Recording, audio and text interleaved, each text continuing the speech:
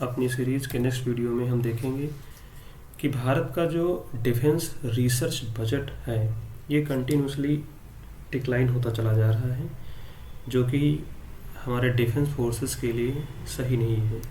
जैसा कि हम बात करेंगे इसमें कि पार्लियामेंट्री पैनल कमेटी की एक रिपोर्ट आई है, उस रिपोर्ट में इसके बारे में बताया गया है कि इंडिया के जो डिफेंस रिसर्च बजट है वो घटता चला जा रहा है, जो कि हमारे लिए पर्याप्त नहीं है। जो कि हम बजट एलोकेशन कर रहे हैं, जो हमारे पास पैसा अवेलेबल करवा रहे हैं, वो हमारे लिए सही नहीं है। जिस हिसाब से हम एक्सपेंडिचर कर रहे हैं, इस एक्सपेंडिचर के हिसाब से जो हमारा ड्रीम है कि भारत एक ग्लोबल सुपर पावर बनेगा, वो एक बनना इम्पॉसिबल दिखाई पड़ रहा है। साथियों, अगर हम बात करें कि हमारे पास जो डिफेंस रिसर्च पे पैसा खर्च करते हैं वो क्या है, कितना है, इसकी ऐसी क्या ज़रूरत पड़ेगी, क्या आवश्यकता पड़ेगी, और हम ग्लोबली अन्य देशों की अपेक्षा कहाँ पर आकर के खड़े हो रहे हैं, इसके बारे में हम इस वीडियो में डिस्कस करेंगे कि आखिर वो कौन कौन सी कंट्रीज़ हैं जिनके डिफेंस पे कितना खर्चा जाता है, जिनका डिफेंस रिसर्च पे कितना खर्चा जा रहा है। इन सारी चीज़ों को हम डिस्कस करेंगे। साथियों, अगर हम भारत के डिफेंस रिसर्च बजट की बात करें तो वो अभी हमारा पर्याप्त नहीं है। क्यों?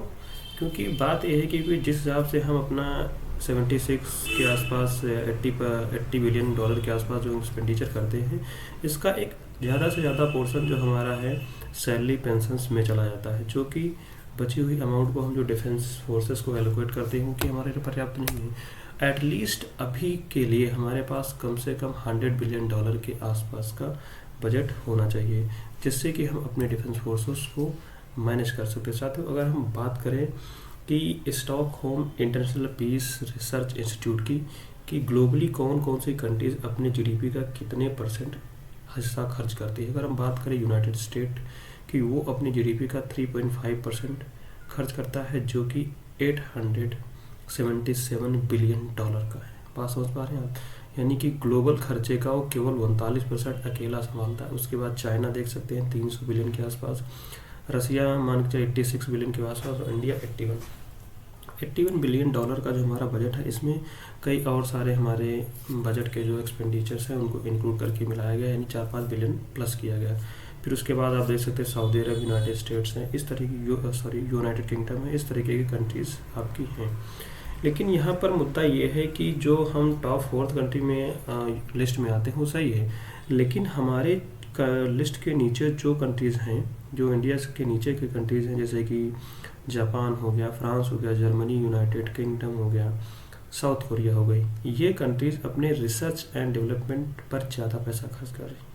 वजह ये है क्योंकि इनको पता है कि फ्यूचर की जो वॉरफेयर होने वाली है, जो फ्यूचर में वेपन की रिक्वायरमेंट होने वाली है, वो रिक्वायरमेंट मॉडर्न टेक्नोलॉजी की होगी। जो ट्रेडिशनल सिस्टम आज हम यूज़ कर रहे हैं वो हमारे लिए सही नहीं है, क्योंकि इनके यहाँ रिसर्च एंड डेवलपमेंट ज़्यादा ध्यान दिया जाता है। उसको वेपन को डेवलप करेंगे, like a new tank, new jets, new machinery, weaponry, इसको फिर बाद में वो एक्सपोर्ट करेंगे, जिससे कि अपनी जीडीपी को भी ग्रो करेंगे। लेकिन हमारे लिए अगर यहाँ बात करें कि हम आखिर ऐसा क्यों नहीं कर पा रहे, हमारी क्या ऐसी वजह है, क्या ऐसी मजबूरियाँ हैं, कहीं ना कहीं इसमें एक पॉलिटिकल इशू आता है, कहीं ना कहीं और भी समस्याएं आती हैं, क्योंकि वास्ट पॉपुलेशन, ये सारे इशूज। लेकिन यहाँ पर अगर हम चाइना और इंडिया के जीडीपी गैप को कंपेयर करें, जैसे कई लोगों ने कहा चाइना के देखिए, उसको देखिए, चाइना की जीडीपी की बात करें वो 17.5 से 18 ट्रिलियन के आसपास है, हम कितने हैं 3.8 ट्रिलियन के आसपास। तो उनका जो एक्सपेंडिचर है उनकी जीडीपी के हिसाब से सही है। अगर हम जीडीपी के ओवरऑल एक्सपेंडिचर की बात करें तो वो अपनी जीडीपी का केवल 1.6% एक्सपेंड करते हैं, जबकि इंडिया की बात करें तो वो अपनी जीडीपी का 2% एक्सपेंड करता है। बात समझ रहे हैं? इंडिया की जीडीपी जो है उसका 2% इंडिया करता है खर्च, जबकि हम चाइना की बात करें तो 1.6, यानी कि वो कम खर्च कर रहा है, लेकिन फिर भी ज़्यादा है। ज़्यादा इस वजह से है क्योंकि चाइना की जो जीडीपी है वो हमारी जीडीपी से वास्ट है।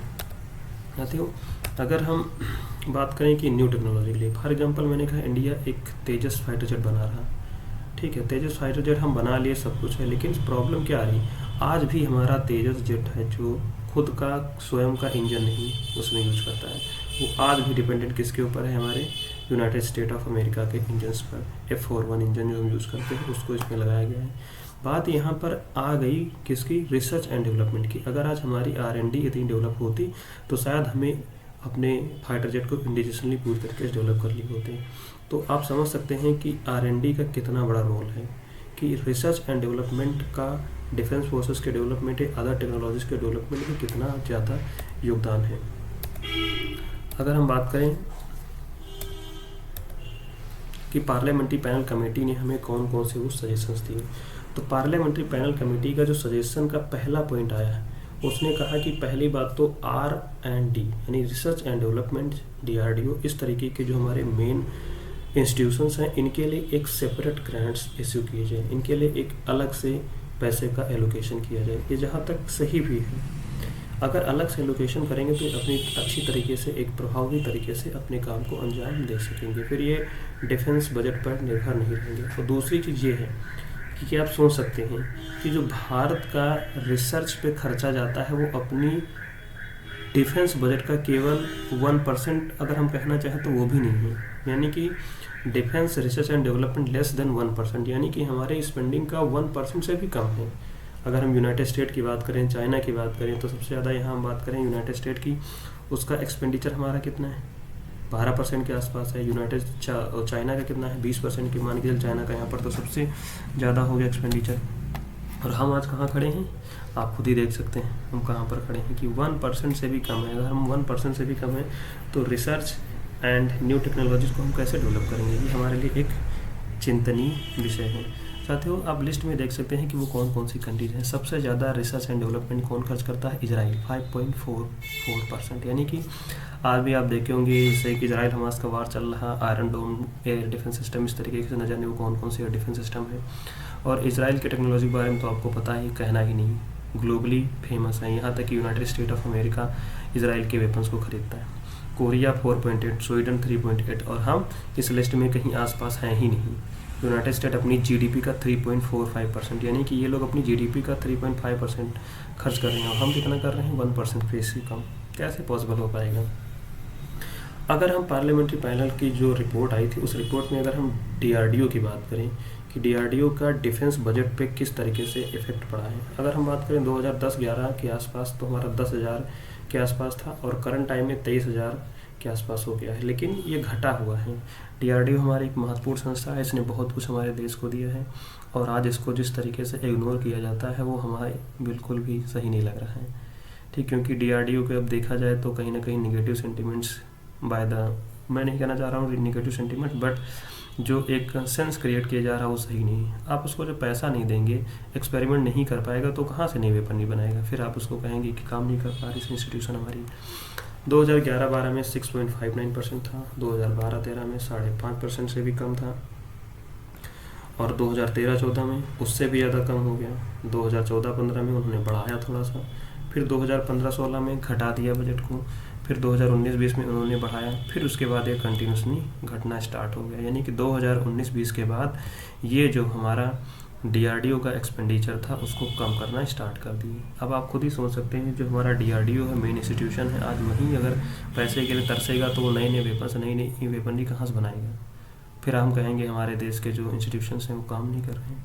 अब प्रॉब्लम यहाँ पर ये तैयार होगी, अगर हम इस तरीके की टेक्नोलॉजी के लिए पैसा नहीं खर्च करेंगे तो 4 दिन बाद हमको वेपन खरीदना पड़ेगा, तो वो हमें महंगी टेक्नोलॉजी खरीदेंगे जो डेवलप कर लेंगे। हमने कहा इजराइल बना लिया, नॉर्थ कोरिया बना लिया, उनका खर्चा 1% हो रहा है, आपसे कितना लेंगे 7%, यानी कि 5 से 6 गुना 7 गुना महंगी आपको टेक्नोलॉजी मिलेगी।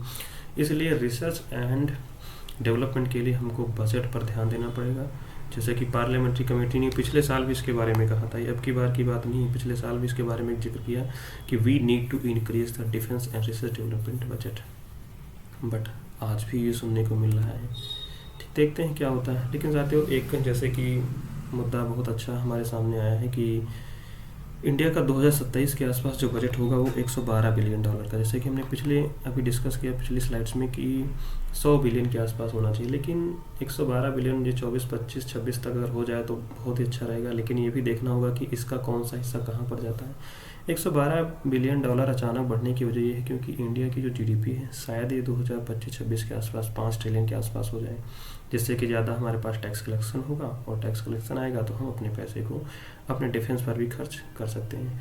अब बात यहाँ पर ये आती है कि आखिर इंडिया का 112 बिलियन का वो कौन सा हिस्सा कहाँ पर जाएगा, ये आने वाले समय में देखा जाएगा कि क्या होगा। क्योंकि DRDO एंड R&D ये हमारे ऐसे संस्थान हैं जिनको आज एक एक सपोर्ट, एक एक इंसान का बैकअप जरूरत है। और यहाँ मैं भी कहना चाहूँगा कि हमें अपने वैज्ञानिकों पर, अपने इंजीनियर्स पर भरोसा रखना होगा, उनको मोटिवेट करना होगा। जैसे कि अगर कोई हम टेक्नोलॉजी एक्वायर कर रहे हैं, हम उसमें फेल हो रहे हैं, तो आगे हम फिर उसको बनाएंगे, फिर डेवलप करेंगे। आगे मैं आपसे यही कहना चाहूँगा, thanks for watching my video. और जैसा कि मैं इस वीडियो में उन मेन मुद्दों को डिस्कस किया जो हमारे लिए ज़रूरी हैं, मैं ज़्यादा इसमें टाइम नहीं लेना चाह रहा था, क्योंकि जो चीज़ें हमें सही लगी उनको मैंने पॉइंट आउट करके तुम्हारे सामने रख दिया। आप इसको अपने हिसाब से हाईलाइट करिए और पॉइंट नोट डाउन करके निकाल लीजिए। साथियों, तब तक के लिए मैं आपसे विदा लेना चाहूँगा।